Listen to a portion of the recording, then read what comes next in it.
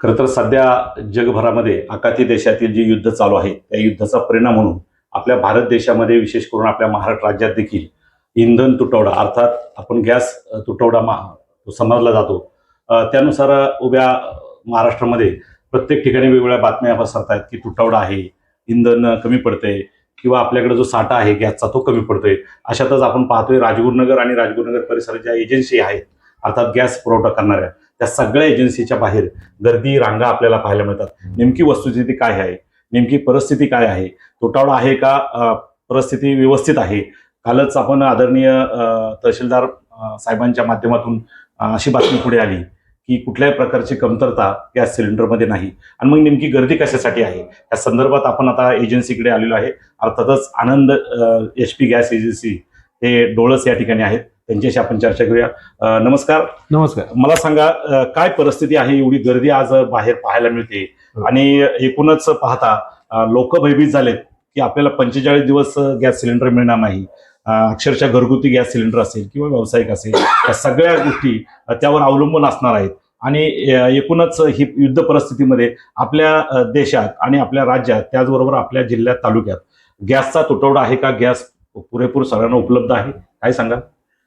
एकंदरीमध्ये परिस्थिती पाहता आपल्या देशामध्ये, पूर्ण देशामध्ये कोणत्याही प्रकारची इंधन टंचाई ही अजिबात नाहीये. इव्हन आज नाही तर इथून पुढच्या येणाऱ्या काळामध्ये, मग तो 4 महिन्यांचा असेल, 6 महिन्यांचा असेल, 2 वर्षांचा असेल, आपण भारत सरकारने त्या बाबतीत सगळं इनिशियल जे नियोजन करायचं असतं ते करून ठेवलेले आहे. त्यानुसारचे जे निर्देश आहेत आपले माननीय पेट्रोलियम मिनिस्ट्री श्री हरदीप पुरी सिंग यांनी संसदेमध्ये सुद्धा तसं त्यांनी डिक्लेअर केलेलं आहे. आपल्याकडे भारताला पुरेपूर इंधन साठा क्रूड ऑइलचा भरपूर प्रमाणामध्ये उपलब्ध आहे.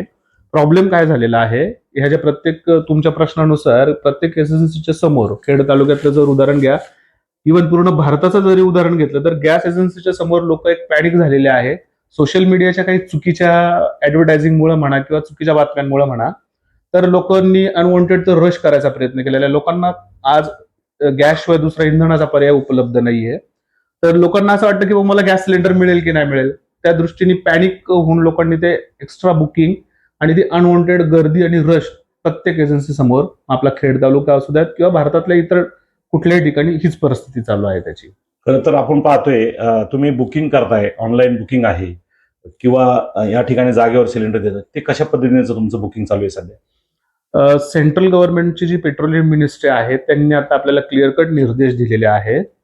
भारतामध्ये एस्मा कायदा लागू केलेला आहे. तो 1955चा एस्मा कायदा सांगतो की कुणीही त्याचा साठेबाजार करू नये, त्याचा जास्त स्टॉक करू नये. म्हणून सेंट्रल गव्हर्नमेंट पेट्रोलियम मिनिस्ट्रीने आता हे नियम आणलेत की आपल्याला 45 दिवसाचं दुर्गम ग्रामीण भागामध्ये केलंय, शहरीमध्ये त्यांनी 25 दिवसाचं केलेलं आहे आणि अर्बन भागामध्ये त्यांनी 30 दिवसांचं बुकिंगचं एक लिमिटेशन्स केलेले आहेत. त्यानंतर सिस्टम तुमचं बुकिंग ऍक्सेप्ट करणार आहे आणि बाय सिस्टम तुम्हाला घरी पहिला जसा ऍज इट इज तुम्हाला होम डिलिव्हरी मिळत होती तसंच सिलेंडर मिळणार आहे. त्यामुळं ग्राहकांनी, नागरिकांनी कुठल्याही प्रकारे भीती करायची नाहीये, घाबरायचं कुठल्याही प्रकारचं कारण नाहीये.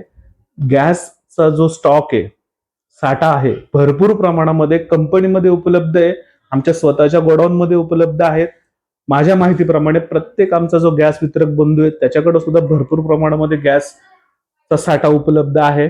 ग्राहकांनी थोडंसं संयम करून घरीच थांबून बुकिंग करून त्यांच्या गव्हर्नमेंटने ज्या अटी आणि नियम दिलेत त्याच्यानुसार प्रत्येक ग्राहकाला गॅस सिलेंडर हा घरपोच मिळणार आहे. त्यासाठी गाडीवर सिलेंडर बांधून, एजन्सीमध्ये गर्दी करून, आमच्या कामांमध्ये डिस्टर्ब करून कृपा करून तसं करू नये असं मी ग्राहकांना माझ्या वतीने आवाहन करतो.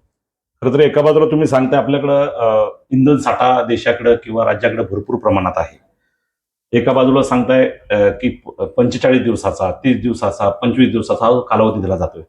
यापूर्वी साठा भरपूर होता, यापूर्वी परंतु तीच परिस्थिती असायची, मग त्यावेळेस काही बंधनं नव्हती, मग आजच नेमकी बंधनं का?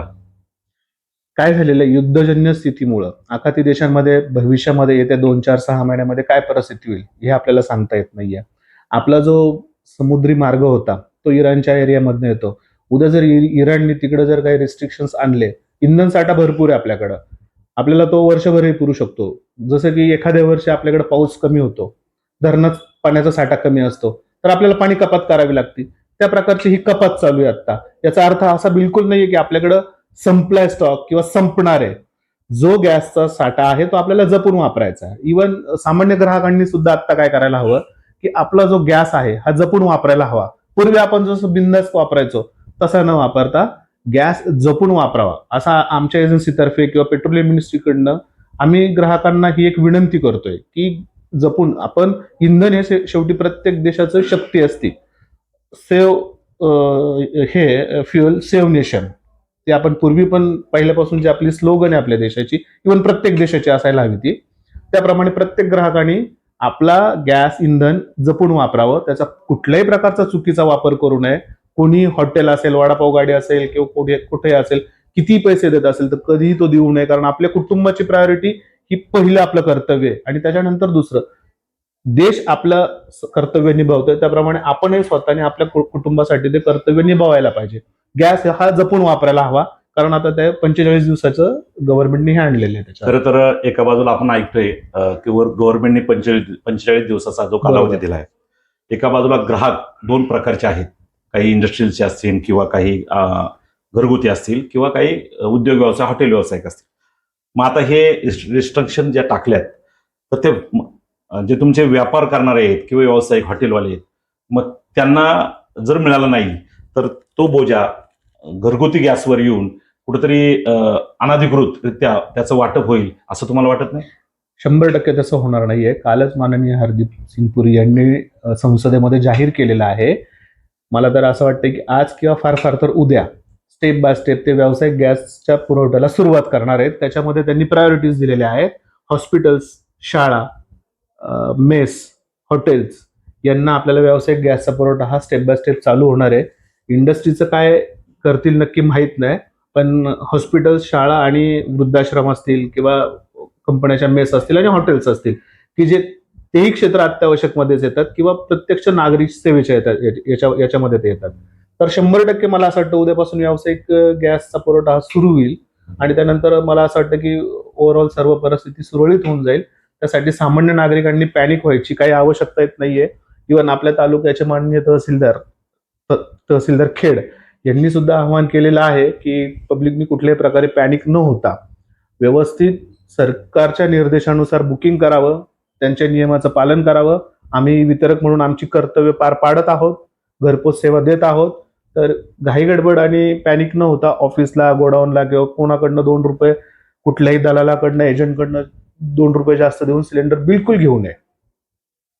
खरं तर या ठिकाणी आपण ऐकलंय की एकूणच ही युद्धजन्य परिस्थिती असताना जे शासनाने निर्देश किंवा जे नियम अटी दिलेत त्यानुसार सिलेंडर मिळत राहणार आहे. पुरवठा कुठल्याही प्रकारचा कमी होणार नाही. उद्याच्या काळात ग्राहकांनी त्याची काळजी घ्यावी, व्यवस्थितरित्या सिलेंडर वगैरे त्याचा वापर करावा आणि एकूणच जे मनामध्ये जी शंका, कुशंका किंवा आपल्या मनात भीती, भय आहे ते सिलेंडर न मिळण्याचे ती मनातून काढून टाकावं अशी त्या ठिकाणी भावना व्यक्त करणारे आनंद एजन्सीचे, अर्थात आनंद HP एजन्सीचे आनंदभाऊ ढोळस या ठिकाणी आलेत. आमच्या प्रतिनिधी आणि एकूणच आमच्या माध्यमांना भेट दिल्याबद्दल तुम्हाला विशेष तुम्हाला खूप धन्यवाद.